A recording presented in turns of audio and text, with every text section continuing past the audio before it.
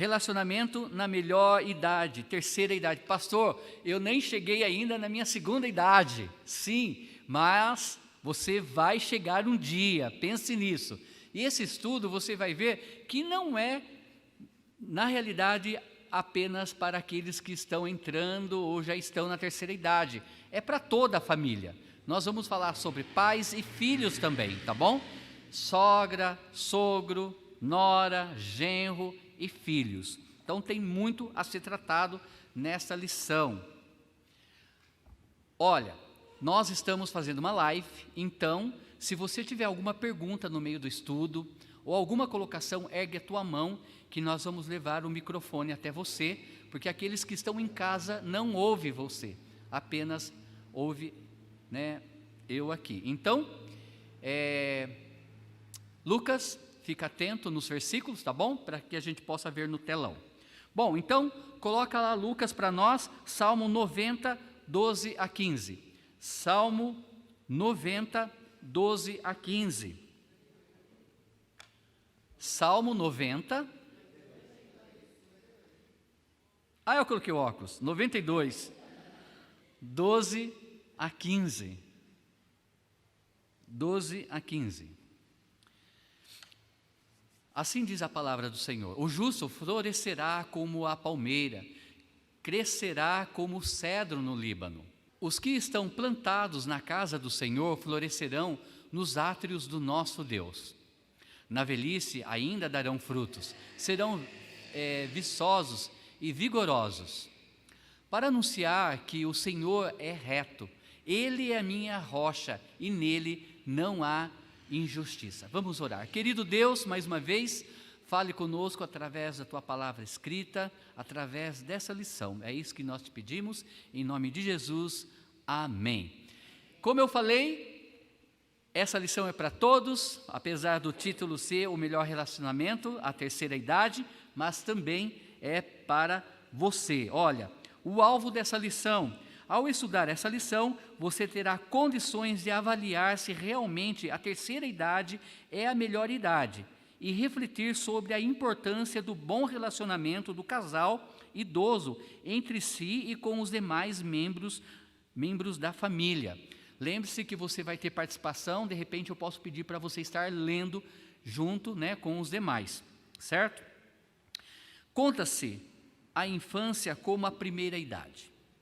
A segunda idade é a vida adulta, no pleno gozo de suas funções vitais.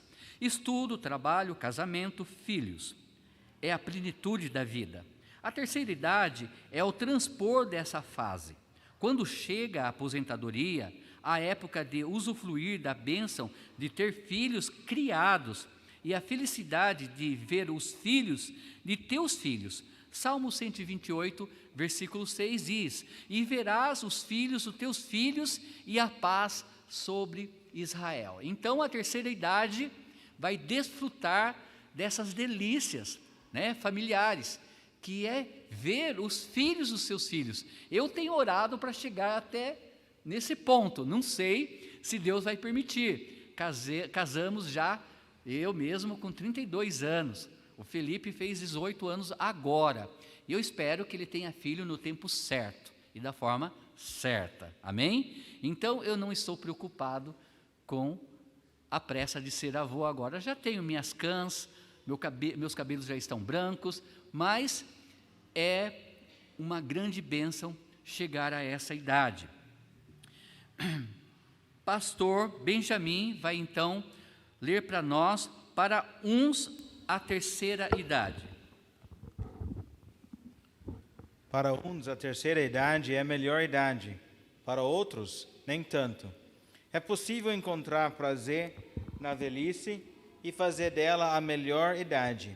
É a melhor porque a pessoa já trabalhou muito, tem experiência de vida e pode agora se dedicar às atividades que trazem prazer e motivação. Obrigado, pastor. Então, Maurício vai depois ler para nós o autor de Salmo 90. O autor do Salmo 92, nos versículos 12 e 15, apresenta a melhor receita para se ter deleite e firmeza nessa idade. o salmista descreve o tipo de pessoa que chega à velhice em condições de produzir frutos e de se sentir viçosa e florescente. Trata-se de alguém que, como árvore, está plantado na casa do Senhor e chega à velhice cheio de força, para enfrentar com tranquilidade as adversidades da vida, pois Deus é a rocha onde ele se apoia e se inspira. Obrigado, vamos fazer uma pausa aqui. Comentários, o que você acha do que nós lemos até agora? Seria uma grande bênção se realmente todos, quando chegam na terceira idade, vivessem dessa forma. Desfrutar da aposentadoria e, junto com isso, desfrutar de tudo aquilo que ele fez lá atrás, como a criação dos filhos, ver os netos, desfrutar de um bom lar, desfrutar de uma vida saudável. Vocês concordam com isso? Sim? Alguém quer comentar algo? Alguém? Em nosso país, será que temos essa possibilidade de os nossos anciãos chegarem a ter uma vida assim? Sim? E nós que já somos salvos em Cristo Jesus? Seria maravilhoso realmente viver isso. Ali fala que é como uma árvore plantada, não é? Na casa do Senhor. Quando você tem uma vida espiritual, quando você cultivou essa vida no decorrer dos anos da vida, e aí então você tem toda a experiência da vida e também experiência cristã, experiência espiritual. Eu creio que quanto mais você cresce espiritualmente, quanto mais os anos se passam, melhor fica a sua vida. Concorda nisso? Melhor fica a sua vida em questão dos seus pensamentos, a forma como você vai estar agindo e enfrentando os problemas da vida. É muito mais fácil. Imagine uma pessoa chegando na terceira idade sem Cristo. Imagine uma pessoa chegando na terceira idade preocupada até mesmo com o que mais teme o ser humano. O que é? A morte. Não é? Muitas vezes não queremos falar sobre a morte, mas ela é real, ela existe para todos. Não depende da classe social, de nada. Todos nós vamos passar por ela.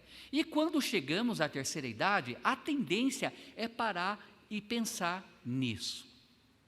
Mas o filho e a filha de Deus, aqueles que já se arrependeram e creram que Jesus é o Senhor, o conceito é diferente, não é? Ele pensa já, talvez de uma forma até almejando, mas não porque está cansado da família, porque está cansado dos problemas dos filhos, dos netos, mas porque ele, com toda a sua experiência, sabe que os átrios do Senhor é perfeito, serão perfeitos, não é? Então ele espera aquele dia com alegria e não com pesar. Concorda? Não é para ser assim? Então, por mais que os dias sejam difíceis, para o verdadeiro cristão é para ser diferente, principalmente quando os anos se passam. Quando a irmã Aline fala do pai dela, eu posso imaginar, né, a alegria da experiência que ele já tem da vida cristã. E apesar das dificuldades que passou com saúde, ainda a gente tem essa certeza que ele pensa na vida eterna de uma forma diferente. Amém? E todos os outros também. Comentários sobre esse ponto. Alguém? Quero ouvir a sua participação e os que estão em casa também. Pode participar. Irmã Neide. Eu achei interessante que, aparentemente, é um estudo para idoso e não é, né? Bem para a gente, assim. Eu vi essa parte que o pastor está falando sobre como uma advertência para nós que ainda não chegamos lá. Tipo, se a gente ter essa vida, ser como essa árvore na casa do Senhor, a gente vai ter essa velhice sossegada. Então, se a gente chega a um ponto de não regar essa árvore na casa do Senhor, a gente não vai ter essa velhice tão sossegada assim. Então, ele deixa claro quais as condições para você ter essa vida sossegada na sua velhice. A gente vê o grande Salomão deixando de regar essa árvore e tendo sérias consequências na sua velhice, se lamentando pelos seus erros grosseiros. E isso acontece com a gente hoje, e por isso nem todo cristão tem essa vida tão sossegada. Eu falo de experiência própria. Amém, verdade. Mais alguém quer comentar sobre essa questão, esse trecho? Irmãos, como ele fala no início, é lógico que seria maravilhoso se os nossos anciãos, aqueles que já estão chegando na terceira idade, conseguissem aposentar bem, desfrutar da vida financeira. Por quê? Porque a vida dele foi longa em questão da labuta, não é? Trabalhou realmente. Eu lembro do meu pai, que ele trabalhava na prefeitura municipal de Sorocaba, na parte de limpeza da cidade. E ele começou lá embaixo e chegou a encarregado. E ele aposentou, mas ainda ele desfrutou da aposentadoria dele depois.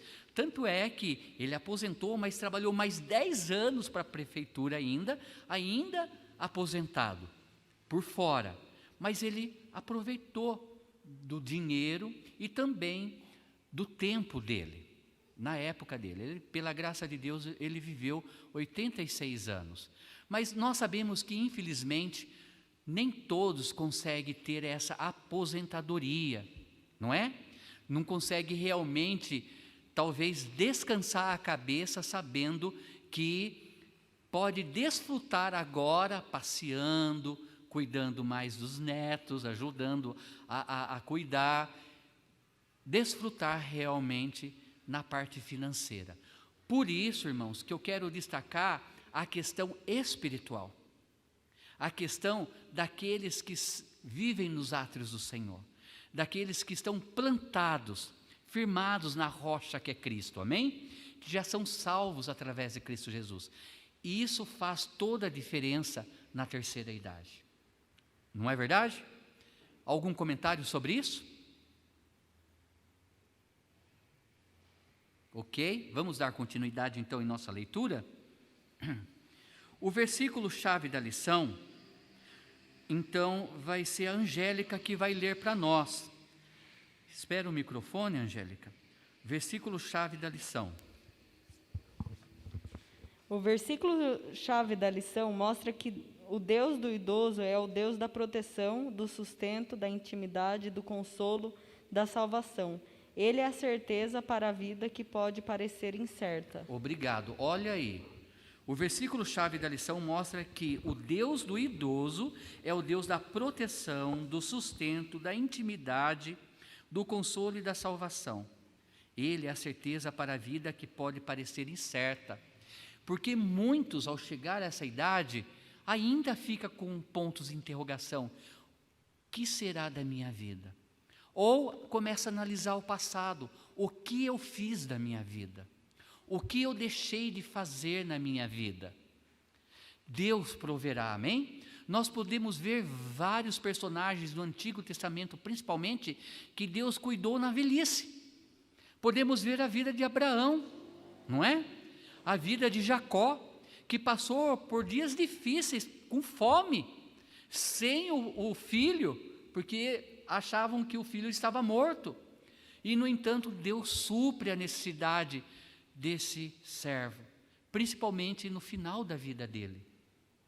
Então, Deus é o único que pode cuidar de nós também em nossa velhice. Mas alguém quer comentar esse ponto? Ok, vamos continuar então.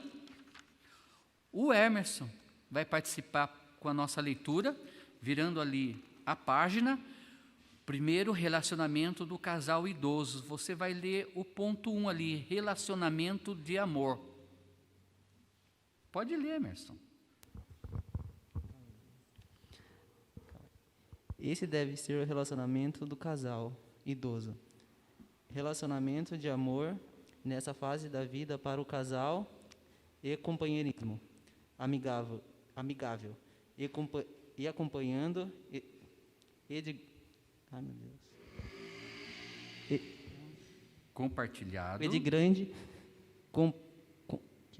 comportância a pessoas que não creem em um único e verdadeiro amor puro e duradouro. Não é verdade que depois de alguns anos de casado o amor acaba. A palavra de Deus afirma que o amor jamais acaba. Ele permanece com a fé e a esperança. Obrigado, Emerson. Então, olha, o amor acaba? Não, não acaba. Na realidade, desculpe, nós deixamos de alimentar ele, não é? Muitos dizem que o amor ele não acaba, mas ele esfria. Deus mesmo ele chama a atenção de uma das igrejas da Ásia Menor. Vocês lembram qual é a igreja? Aqueles que estão estudando Apocalipse? Éfeso. Ele fala que eles estavam abandonando o quê? O primeiro amor. Quando a gente pensa nessa questão do primeiro amor, nós podemos também pensar no relacionamento homem-mulher. Quando dois jovens se encontram, há aquele primeiro amor, não é? Tudo é perfeito, tudo é maravilhoso. Como muitos dizem, o amor é cego, surdo, mudo e tem deficiência mental, não é? Porque age de uma forma diferente. Não é bem assim. Na realidade, a gente se sente assim, não é? Fica tão encantado com aquela situação, por isso é chamado o primeiro amor. Mas o primeiro amor, ele nunca morre na realidade. Ele, infelizmente, modifica por causa de um e de outro, pela falta de alimentar aquele primeiro amor, não é? E até mesmo Jesus Cristo chama a atenção daquela igreja para retornar. Ele fala, se arrependa e volte, pare e pense aonde caiu. Então, o amor nunca acaba entre um casal. Na realidade, nós devemos parar, pensar aonde erramos e voltar daquele ponto para frente. Continuar, não é? Da forma da onde paramos, de uma forma melhor. Então, o amor jamais acaba. Ele diz ali, né? Olha, oi. Sim, se for pensar dessa forma, acabou porque nunca existiu. Na realidade, infelizmente, em alguns casos, não é que na realidade não existe às vezes amor. Tem que entender que o amor ele está ligado com o coração e não apenas com os olhos. Nem tudo aquilo que a gente vê pode dizer que já é amor, porque nós na nossa juventude tudo é muito mais bonito, não é? Eu mesmo, meu cabelo eram pretos.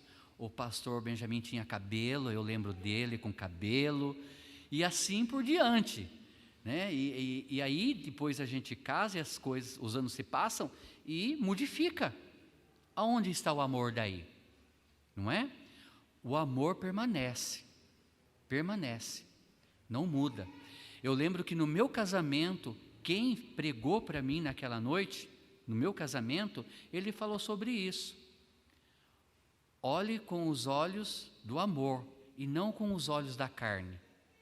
Se você for olhar para um rapaz ou para uma moça, isso são para os jovens, olhando somente na aparência, você está se enganando, porque nós somos perecíveis, o nosso corpo vai envelhecer, vai murchar, não é? E vai apodrecer um dia. Então, não adianta olhar com esses olhos. Tem que ter amor. Amém? Algum outro comentário até aqui sobre esse ponto? Olha, não é verdade que depois de alguns anos de casamento o amor acaba. A palavra de Deus afirma que o amor jamais acaba. 1 Coríntios 13, 8 fala sobre isso. ele permanece com a fé e a esperança. Olha o versículo lá: o amor nunca falha, mas havendo profecias serão aniquiladas, havendo línguas cessarão e havendo ciências desaparecerá. Ali Paulo está escrevendo para uma igreja falando sobre dons espirituais, mas ele quer dizer que o maior dom é o amor, e que o amor nunca, jamais acaba, o verdadeiro amor. Com o passar do tempo, quem vai ler para nós, então, vai ser o André. Com o passar do tempo, o amor de casal. Com o passar do tempo, o amor do casal se transforma em uma amizade íntima, um querer bem que lhes dá prazer à companhia do outro, o diálogo, o compartilhar sentimentos e pensamentos. Obrigado. Pode ainda ficar com o microfone, porque depois vai dar continuidade. Então, o amor é isso, não é? O amor vai além da meia-noite, da 1h da manhã, das 3h, e aquela conversa não para. Sabe quando o seu cônjuge está morrendo de sono e você está querendo conversar? Que você gosta da companhia dele e você quer falar tudo, né? Falar sobre o dia a dia, a vida, é algo gostoso. Então, amor é companheirismo, amor é esse tempo, não é? Alguém quer fazer uma colocação aqui? Comentar sobre algo? Irmão Onofre, depois volta. Oi? As mulheres amam a gente mais, porque eu nunca vi gostar de conversar, viu? As mulheres como que é? As mulheres amam a gente mais do que a gente ama ela, porque eu nunca vi gostar de conversar.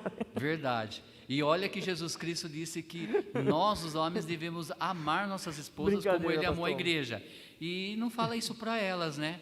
Mas na realidade a gente entende que elas amam mais, porque fala que o amor suporta, não é? Que o amor é sofredor. E a gente vê isso também em nossas Não é esposas. Brincadeira, mas é verdade. A mulher é mais companheira, é mais compreensiva, pelo menos é o que eu tenho, uma mulher amorosa, compreensiva e concordo. às vezes quer compartilhar mais, conversar mais, né? Sim. Mais alguém quer comentar algo? Certo, então pode voltar para o André. André, então leia o ponto 2 para nós, relacionamento de fé. Relacionamento de fé. A área mais importante no relacionamento do casal idoso é a espiritual, a busca de um relacionamento com Deus. A vida espiritual profunda enriquece o relacionamento do casal. A Bíblia é o livro dos princípios do relacionamento humano. Quando esses princípios são seguidos, as dificuldades que aparecerão serão superadas, sem grandes conflitos. É na palavra de Deus que o casal encontra respostas para suas necessidades e anseios. Obrigado. Vamos parar um pouquinho aqui. Bom, a tendência, quando nós falamos de tempo, de idade, nós entendemos que os nossos idosos, eles gastam mais tempo em oração. Talvez você diga, porque não estão mais trabalhando em uma empresa, não tem um horário fixo, né? Preso com alguém. Agora eles estão desfrutando, então, daquele tempo, né? E eles têm mais tempo para orar, eles, assim, então, se tornam mais espirituais. Vocês concordam ou não? Pastor Benjamin disse que não. Por que, Pastor Benjamin?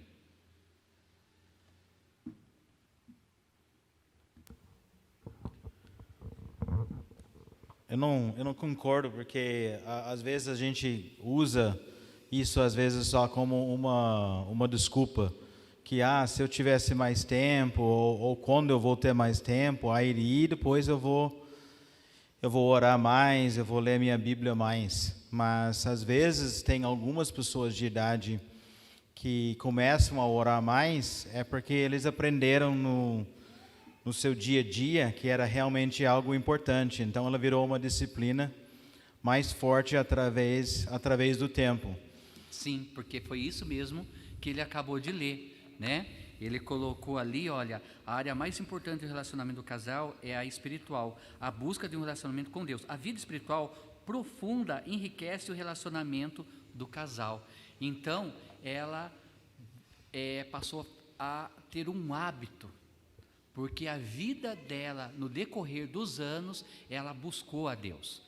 eu fiz essa pergunta porque alguns, até mesmo os mais jovens, dizem: ah, pastor, eu quero viver a vida primeiro. O senhor já não viveu a sua? Como se eu tivesse, vivido só o mundo e chegasse agora com os cabelos brancos e agora eu sou pastor. Na realidade, errado pensar assim. O jovem tem que almejar buscar a Deus, tem que almejar buscar ter uma vida espiritual, porque se todos entendessem que na realidade você já é espírito, se você não é salvo, você ao morrer, o teu espírito vai estar eternamente em um lago de fogo, no inferno e depois no lago de fogo. Ou se você morrer ainda jovem, salvo em Cristo Jesus, estará eternamente com Cristo. Então, a vida, ela tem que ser espiritual, buscar essa espiritualidade.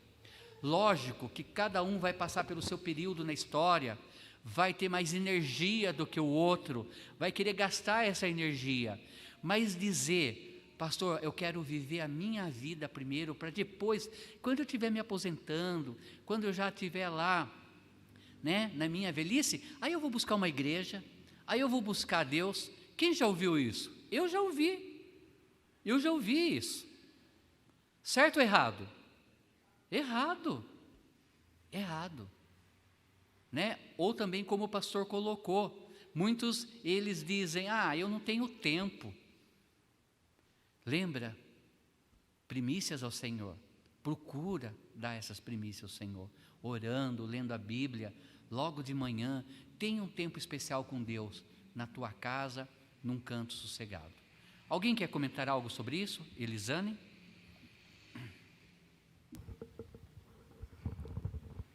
Lembrando que a Bíblia também fala para as mulheres mais velhas serem o exemplo para as mais novas. Como que elas vão poder ser exemplo se elas não têm uma vida espiritual? Então, é uma coisa que veio já no decorrer dos anos. Então, quando a mulher se torna mais velha, lógico, eu sei que tem gente que já aceita Cristo com mais idade, mas aquelas que tiveram o privilégio de passar mais tempo na presença de Deus, já salvas, sendo na igreja, assim, fiel na igreja, elas vão ter uma bagagem maior. Mas mesmo assim, como que vão poder ser exemplo se elas não têm uma bagagem espiritual? Elas precisam dessa bagagem espiritual. Sim. Até mesmo o livro de Tito, como eu já comentei, ele fala bastante sobre isso, das mais idosas serem exemplo para as mais jovens, principalmente para as casadas mais jovens, e assim também as mais jovens mostrar exemplo. Irmão André. O senhor comentou a respeito da idade avançada, ler mais a Bíblia. Eu estava pensando naquele versículo, ensina a criança no caminho que deve andar, quando for velho não se desviar dele, Então, Sim. acho que quando você começa, quando criança ou adolescente, a buscar a Deus, a velhice é uma consequência, Não que os mais velhos não vão se converter, não vão ser mais assíduos às reuniões, à oração, ao estudo, mas desde pequeno que a Bíblia fala, ensinar as crianças, Nós que somos pais, a maioria aqui é pai, se você não ensina seu filho a ler, a ter a comunhão com Deus, colocar Deus sempre em lugar, como que quando ele vai chegar ele vai lembrar: mas meu pai nunca me ensinou isso, eu não sei o que é isso. Sim. Não é verdade? Então, assim, aí vai ver seu exemplo depois de velho e falar: meu pai me ensinou isso, vai vir numa geração de família. Sim, bem colocado o versículo: ensina a criança no caminho em que deve andar, e assim, quando for mais velho, não se desviará do Senhor. Lógico que a palavra de Deus diz em Isaías que a palavra dele não volta vazia. Tudo aquilo que nós estamos ouvindo, lendo, ou falando, dentro da igreja e fora, está sendo guardado no coração. E isso vai refletir também lá na nossa velhice. Mais alguém quer comentar algo? Certo? Vamos dar continuidade então em nossa leitura.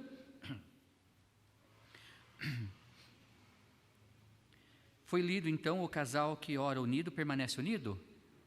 Não, Certo. Então, eu queria pedir para que a Neide lesse para nós. Neide, o casal que ora unido, então ele permanece unido. O casal que ora unido permanece unido. Essa frase é verdadeira. A oração conjunta fortalece o amor ao longo dos anos, de tal forma que logo um fica parecido com o outro. Jesus disse que, quando dois oram juntos, Ele está no meio deles. Mateus 18, 20. É uma promessa de Jesus. Há 6 chaves bíblicas que levam o casal a um bom relacionamento: maturidade, submissão, amor, comunicação, oração e Cristo. Tinlari, é isso? Com certeza essas funcionam muito bem, basta usá-las. Ó, faça como eu, nós temos um americano aqui nativo, né? Então a gente aproveita dele nessas horas. La Rave, é isso? La Rave? Ok. Então, olha, eu estou perguntando para ele, né? Ele é um nativo. Tá certo, pastor? Não? E você fez assim? Ah, a risada dele é assim. Tá bom. Então fala para nós alto, pastor. Ó. Excelente. Então, olha, vocês notem essas 6 chaves para que o casal tenha um bom relacionamento. Maturidade. Maturidade é quando você aprende a respeitar o outro. Maturidade é quando você não age como um menino. Maturidade, quando você já viveu as experiências da vida, então você não vai se escandalizar com algo que acontece. Submissão, quando você entende que Deus colocou 2 pessoas diferentes. Irmãos, não existe essa ideia de a tampa do meu caldeirão, né? A metade da minha laranja. Isso não existe. Deus criou homem e mulher. O homem e mulher é como Vênus e Marte, são planetas diferentes. Concordam? Somos diferentes e a gente vai descobrir isso no casamento. Não é só a questão de como espreme o creme dental, né? As coisas que você vai descobrindo um do outro, como age num dia seguinte quando acorda. Não, realmente somos diferentes, mas esse é o desejo de Deus. Por quê? Porque quando esse casal, eles se unem em matrimônio, eles vão aprender um com o outro, né? Nós vamos aprender com o outro, nós vamos aprender o mundo de uma mulher, e a mulher vai aprender como que é um pouco o nosso mundo de homem, e com isso, com a maturidade, nós vamos então passar a ter submissão um com o outro, não é? Aprender a entender um ao outro. Submissão entra nisso. A palavra de Deus fala com certeza que a mulher tem que ser submissa ao marido. Submissão não é ser escravo. Submissão é entender que Deus colocou o marido como cabeça do lar. E que ele é o responsável pela tua vida, a vida dos teus filhos e da casa toda. Entendeu, irmãos? É isso. Mas também o homem tem que entender que Deus deu uma ajudadora, uma auxiliadora, que muitas vezes vai falar assim: está errado, não está certo. Aí que entra a gente também ser submisso nessa hora. Compreender. Por quê? O casamento é a soma de 2 que é um só, mas tem 4 olhos ali. Tem 2 cabeças. E o que eu não estou enxergando, ela enxerga muitas vezes. Concorda? Elisane concorda, não é? É isso o casamento. A gente tem esse apoio um do outro, não é? A palavra de Deus diz que o cordão de 3 dobras não se arrependa, não se desfaz tão fácil. Quando um cai, o outro levanta. Não é? Isso é importante. Isso é importante. Terceiro, relacionamento de esperança. Cris vai ler para nós. É Cristiane, Cristina? Oi? Eu sempre achei que era Cristiane, viu, Cristiane? Então tá, Cristiane, leia para nós. Relacionamento de esperança. Lamentações 3:21. É o lamento de Jeremias e pode ser também o lamento do casal idoso. A perda da esperança, a vida sem esperança é infeliz, e sem ela não se vence.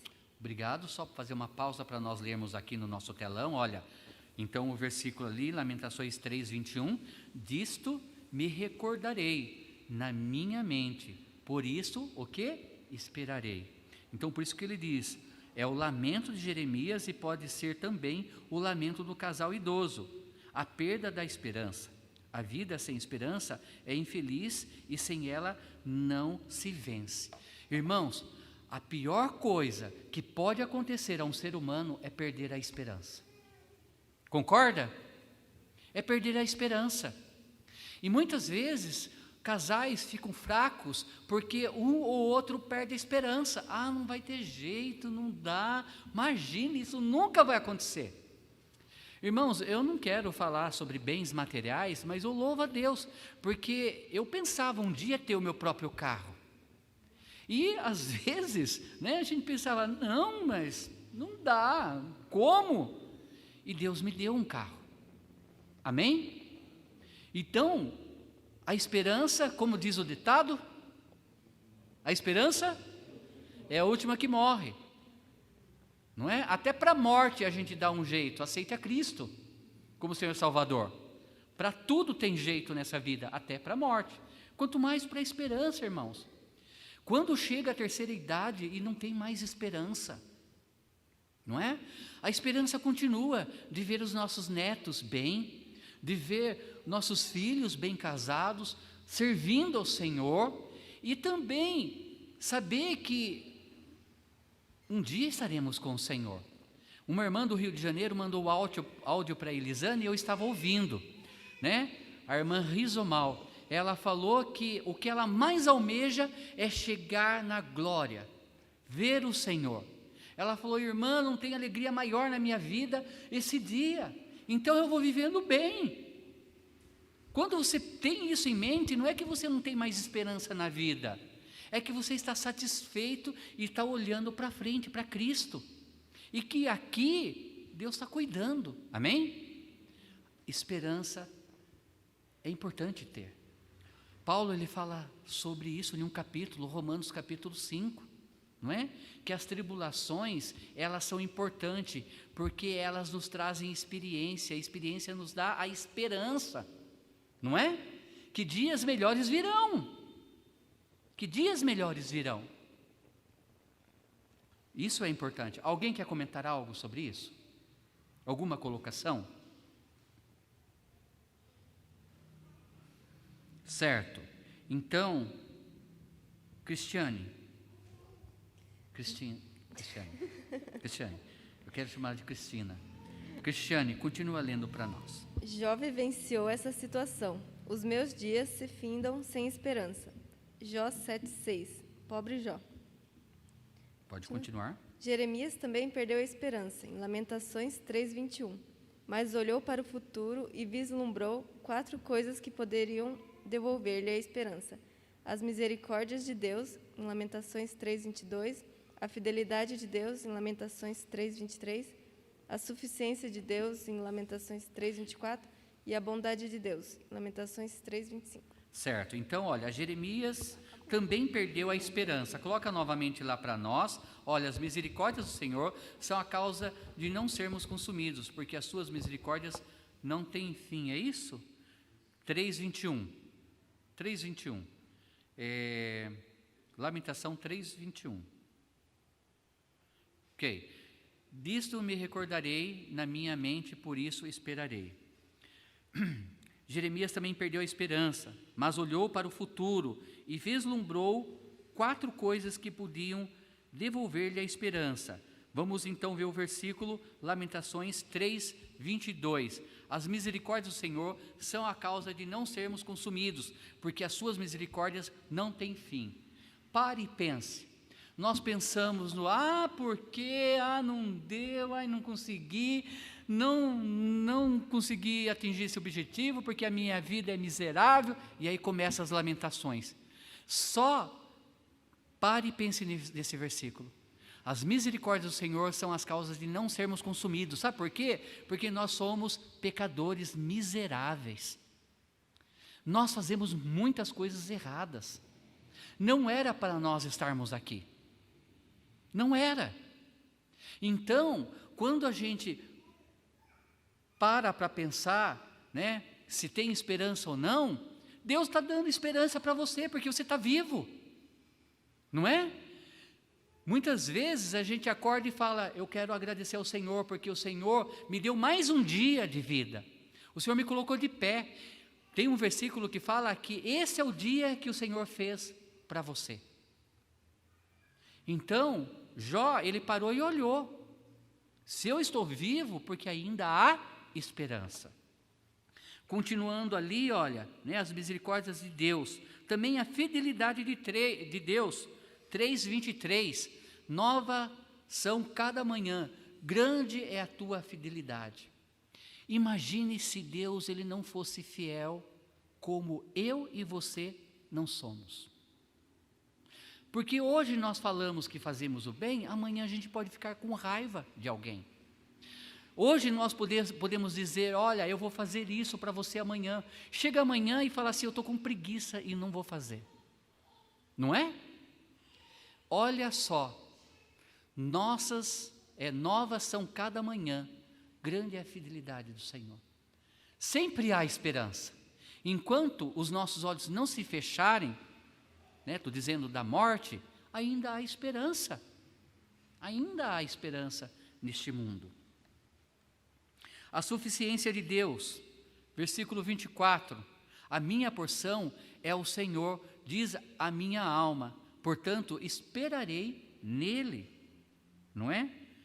A nossa suficiência vem de Deus, ninguém aqui é melhor do que ninguém, Deus é quem nos capacita, e também é a bondade de Deus, 3:25, bom é o Senhor para os que esperam por Ele, para a alma que os buscam. Mas a gente tem que entender bem o versículo, não é? Eu sei que Deus é bom até para quem é mau. Concordam? Como que a gente pode responder isso? Que Deus ele é bom até para quem é mau. Porque Deus amou ao mundo de tal maneira que deu seu Filho único para todo aquele que nele crê, não pereça, mas tenha a vida eterna. Mas também tem um versículo que diz que os olhos do Senhor permanecem sobre os bons e os maus. E a chuva cai tanto para um como para outro. Não é? O sol brilha tanto para um como para outro. Às vezes a gente pensa só em bênçãos financeiras no bolso, mas a chuva de hoje foi uma bênção. Ficar ameno o calor foi uma bênção. E foi para todos. Para aqueles que são salvos em Cristo Jesus e para aqueles que ainda não aceitaram a Cristo. Não é? Também. A bondade de Deus é maravilhosa. Vamos parar por aqui hoje e nós vamos dar continuidade na semana que vem. Concordam? Elisane, ela quer fazer um comentário?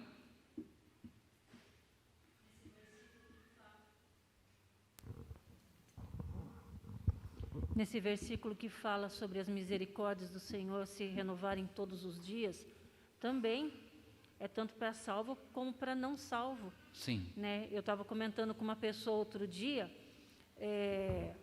antes de eu aceitar Cristo, rápido, uma situação da qual Deus me livrou da morte.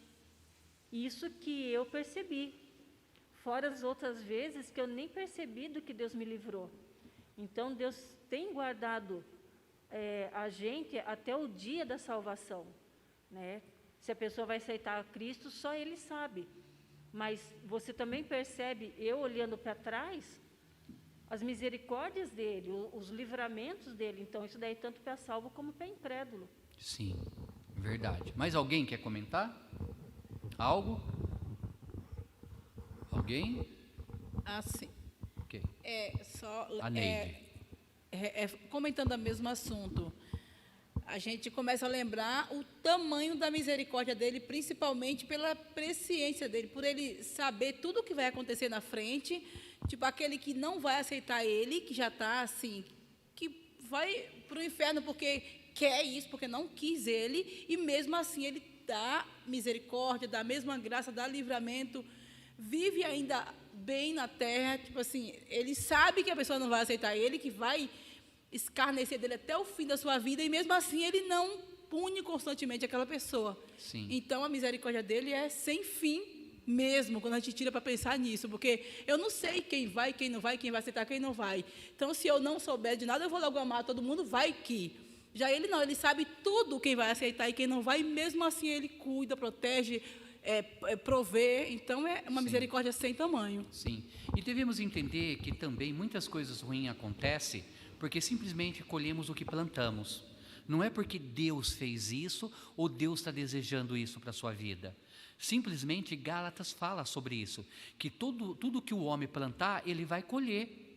Então nós às vezes colhemos tempos difíceis em nossa vida porque não tivemos sabedoria, não decidimos certo, não fizemos na vontade de Deus, e a lista é grande, mas a misericórdia do Senhor é enorme. A misericórdia de Deus é tão grande que Mateus capítulo 13 fala sobre a parábola do joio de trigo. E alguns perguntam: Senhor, quer que nós vamos lá e arranquemos o joio? E a resposta de Jesus é: não, deixe para que no final, quando for o tempo certo da colheita, a gente possa então separar o que é joio do trigo. Está falando que haverá um final para este mundo, na realidade, que até lá vai ainda ter chance da pessoa se arrepender dos seus pecados e crer em Jesus Cristo como o Senhor Salvador.